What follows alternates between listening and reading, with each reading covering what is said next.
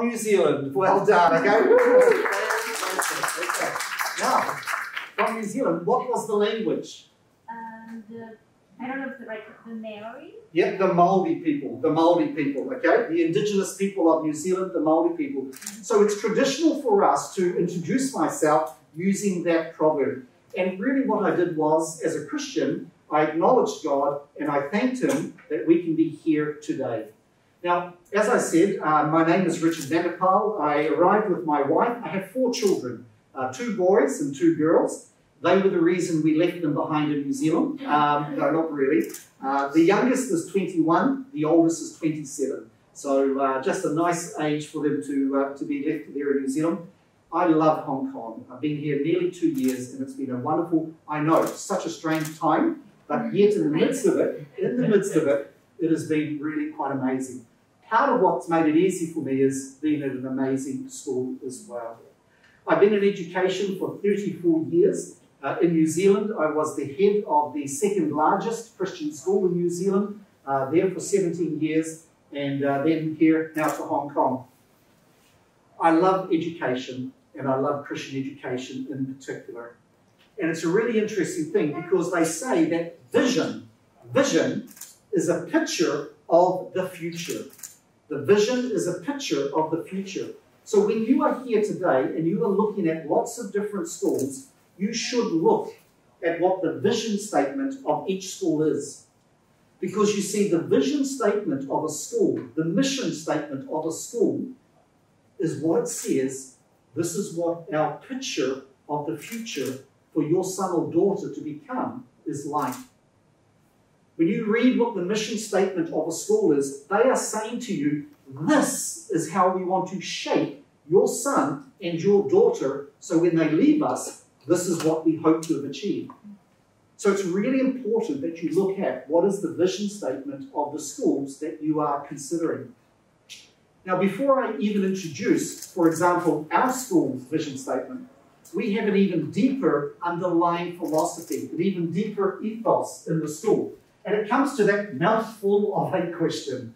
If an international school doesn't desire to be the best in Hong Kong, but the best for Hong Kong, what is the nature of the curriculum that it delivers? Do you know, I've changed one word. I changed one word in that sentence, and it was the small word in to for. And do you know that when you change that one word from in to for, it changes by a huge, significant impact what the nature of the school is. And I'll give you 2 examples of what I mean by this. If a school desires to be the best in Hong Kong, and you can walk around and you'll see schools that say, #1 Hong Kong, we aim to be the best in Hong Kong, etc. The first thing that an international school must do is to decide the best in what? Because you cannot be the best in everything. So we want to be the best in, my first illustration is academics. So if an international school says that we want to be the best school in Hong Kong academically, I know that that resonates with many of you.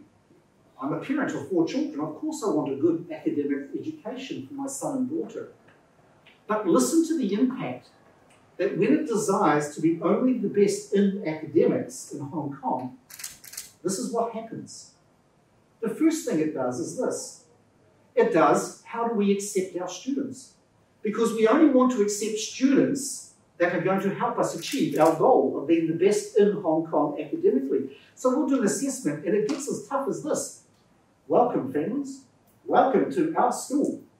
Because your children are the brightest of all of the ones that we tested. I'm really sorry, but your children have no value. Your children have no importance to us because they weren't the brightest. And they're not going to help us achieve our goal. Do you know how terrible that's sounding? How does it go that when an education, a school, values children just for their academic ability? But it has to if it wants to be the best in Hong Kong academically. Otherwise it can't post its results and things like that. What does it do for the type of education within that school? Well, in order to be the best academic school, it means there must be lots of assessment, lots of testing, lots of a competitive culture within the school. You know, who's going to be the best in the school? We want you to, You know, and suddenly it changes it. Hey, should we go out of school and do a service activity? Should we go and do, you know, some cleaning up of a beach and things like that? No, it takes away from the academics. That's what we're focused. So you can see the impact there. Here's my last example. My last example that I often talk about is let's say that we want to be the best school in Hong Kong for basketball. What do? Well, if we want to achieve that goal, we have to select the children that are going to help us achieve that goal. So what we will do is when you all come into this room, I'm looking around and I'm going tall, tall, tall. You know, we'll take the children of the tall parents. Why? Because you will help us achieve our goal. But what does it say to the other children? You have no value. You have no importance to us.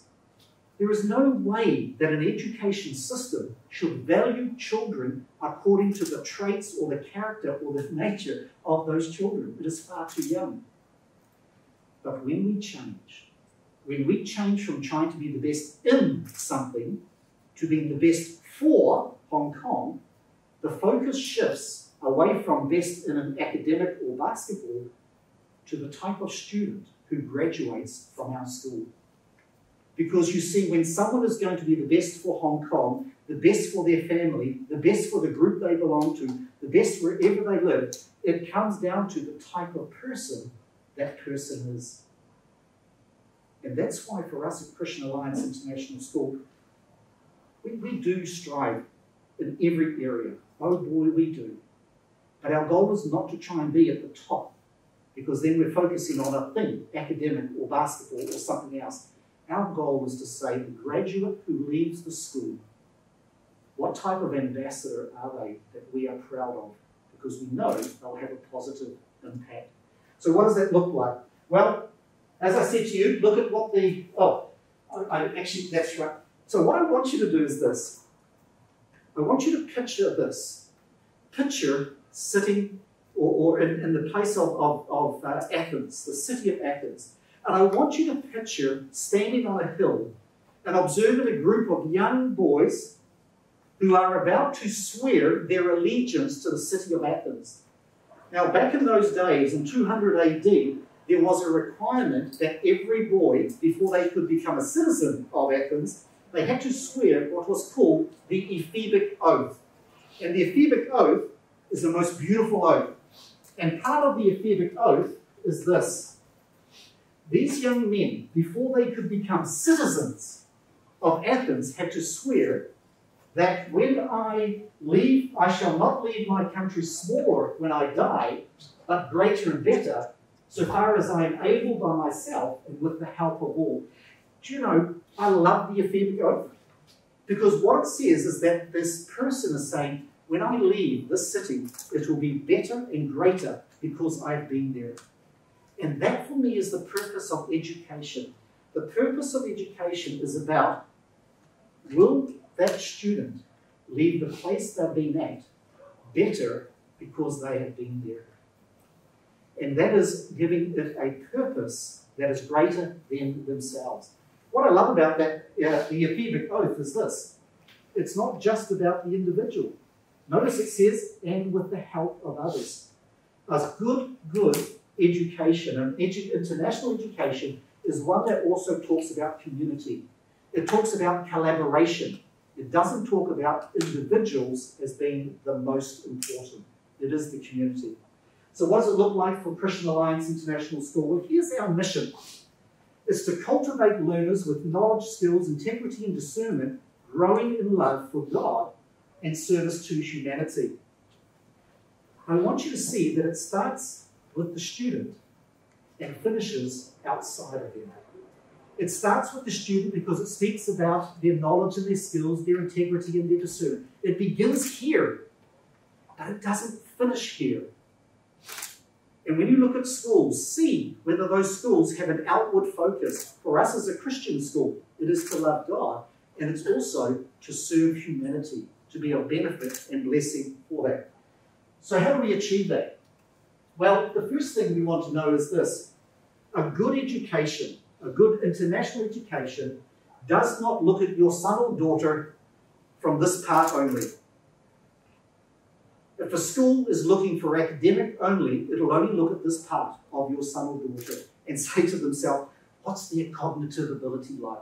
How bright are they? One great education is to include all three parts. So the first one, and we have a lovely phrase that we use at Christian Alliance, and we talk about sharpen the mind, shape the heart for serving hands. Sharpen the mind, shape the heart for serving hands. I'll start with sharpening the mind. Do you know, I don't want you ever to walk out of this room going, do you know that at Christian Alliance International School, they don't really value academics? That is far from the truth. We do. Because we know that if children are going to be the best for society, they need to be articulate thinkers. They need to be sharp thinkers. They need to have that academic knowledge. Because how else can they use that knowledge to make advancements? How else can they use that knowledge to make changes in society? But there's a world of difference between knowledge and wisdom, isn't there? You know, knowledge is the accumulation of the facts. Knowledge is the accumulation of knowing things. But wisdom says, how do I use that? How do I apply that? How do I put it into practice? But you can't stop there. Because you see, a sharp mind with a cold heart is very dangerous. So a good education should also shape your child's heart. And do you know what? That is what any school will do. Every school will shape in some way the heart of your son or daughter, which is why that school has to resonate with you. It's a school that must be, that you feel is the type of school that will shape your child's heart. And so we want our students and an education that teaches students to be compassionate, that teaches students to be kind and caring. Do you know, I love this idea of this. You know how we've always been around places and we've met people for the first time and they've left us and we've gone, they were really impressive, they were nice. You know, there was something about them that I really liked. That is the type of student that we want to see graduating from an international school. People who can have an influence, people who can have an impact. But you can have a sharp mind. You can have a heart that's shaped with love, and it can come to nothing. Because unless you put all of that into practice with serving hands, it is not going to make any difference in society whatsoever. Do you know, I can feel sorry for someone. I can sympathize.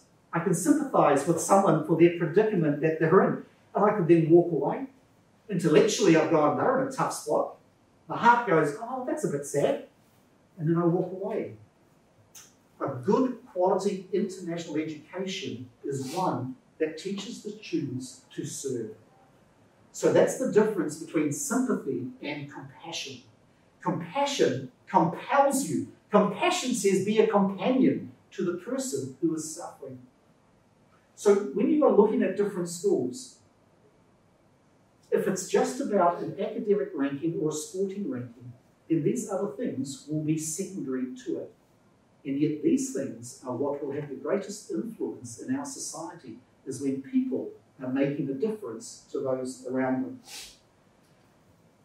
I love this little aspect here, that the difference between resume virtues and eulogy virtues. And I'm sure, you know, to explain the difference there, I think many of us have been to a funeral and we've heard people speak about the person who has passed away.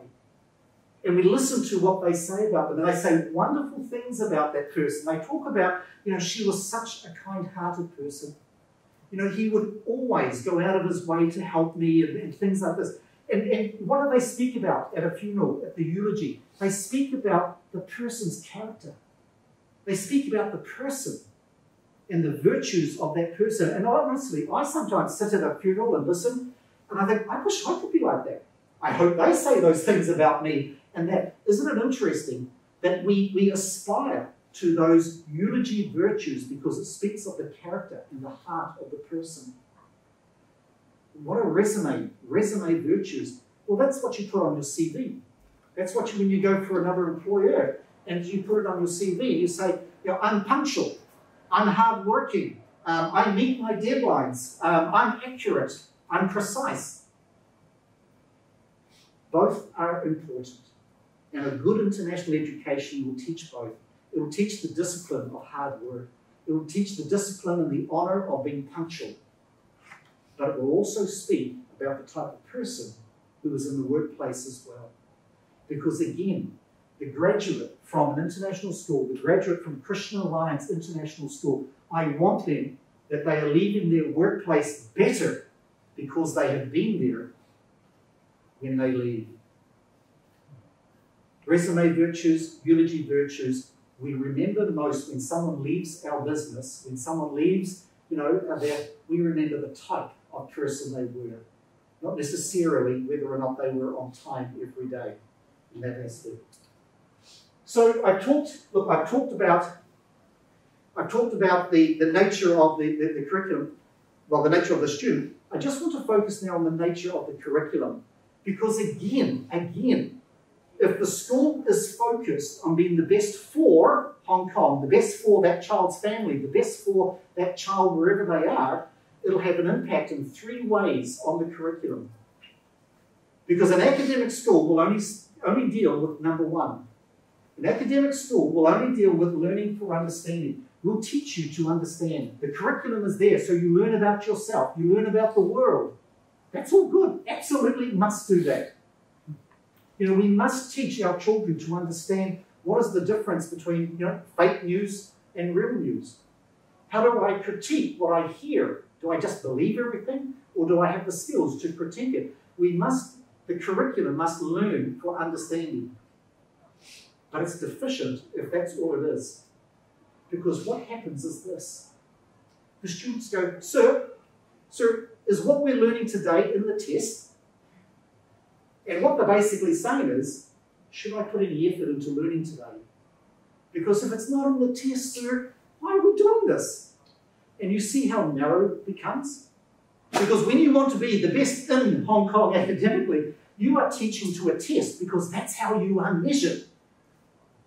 And so you focus on that. Where is the beauty for learning for appreciation? Learning for the love of learning. Learning to appreciate that the world we live in, it's not a commodity, just a commodity of resources that we use. It's a place of beauty.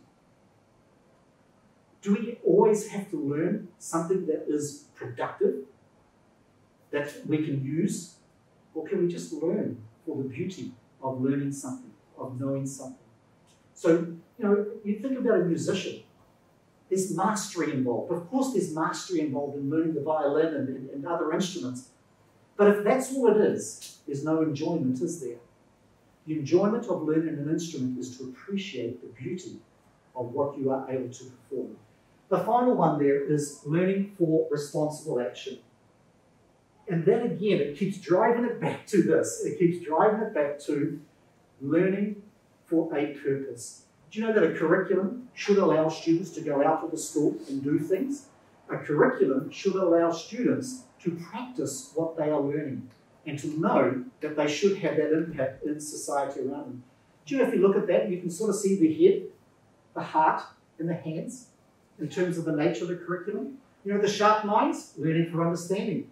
The shape in the heart, learning for appreciation. The serving hands, learning for responsible action. The next one I've talked about, that I will talk about here, is the type of teacher. These are major components of the type of education that's important. If I'm as the head of school saying to the teachers, your focus is purely on this narrow area, that's what they'll do. And that's how they will view the child. That's how they will do all of their teaching pedagogy. That's how the style of teaching. It'll be regimented. It'll be rote learning. It'll be sit down and be quiet. When it's just for understanding, you're going to get someone like me. I'm just going to stand up here and talk. And that's what happens in some classes where teachers will talk for 50 minutes. As if, every word of theirs that children are hanging on. You know that is not a good style of education. Does the teacher see that they are not information givers, but they are formation people? They're forming the young students' hearts and minds that they are working with. And so that is where it's vitally important that the teachers create a lovely culture within their classroom. Do you know that in a strongly... look, again, I'm not banging on about academics. You know, the school I was in New Zealand, we were one of the top academic schools. Christian Alliance, one of the top academic schools. But it's not our focus. But the thing is, if it was our focus, there'd be a culture in the classroom where students would be too scared to raise their hand to answer a question for fear of getting the answer wrong. Because we're only after right answers, because that's what's going to get us the top scores in the test. And you create a culture of fear within that classroom. Classrooms should be safe. Classrooms should have huge trust between the teacher and the students and each other, where they're just happy to just put their hand up. Part of learning is failure. Part of learning is failure. But if we don't allow our children to experience that failure, they will never be willing to give forward an answer. And they never stretch themselves. So finally, how do we at Christian Alliance prepare students to be future ready? Well, look, we do focus on rigorous academic skills. We are an Alberta curriculum school. Our academic results are well above the Alberta national means in the PISA examinations, which is a worldwide one. Canada is the only English-speaking country in the top 10. Canada is the only English-speaking country in the top 10 in the world in the PISA global exam. Alberta curriculum is top in 3 out of 4 areas there. Look, we cultivate students, their skills in problem solving, in leadership, critical thinking. We want our students to think, to critique, to articulate, to speak well, to defend an argument. Character development and a global and service perspective. So for us, that's our focus. Our greatest joy is seeing the graduates graduate from our school because they wear our name, our ambassadors of our school, and our goal is that they would be the best for Hong Kong or the best wherever they are. Look, just before I finish now, can I make a couple of suggestions? Number one is, if you turn right out of here, we're booth 28, so we're down the far end. Come and grab a prospectus. I'll be there very soon. But here's the other thing I'd love you to do. In all the schools you've been looking at, follow their Facebook pages. Just join up to their Facebook because that gives you a picture. You know, some of you are maybe 3 years away from your school, your child going to the school. Start following the school now, and then you get to see what is important for the school. Thank you so much for being here, and I wish you the best in choosing a good international school. Thank you.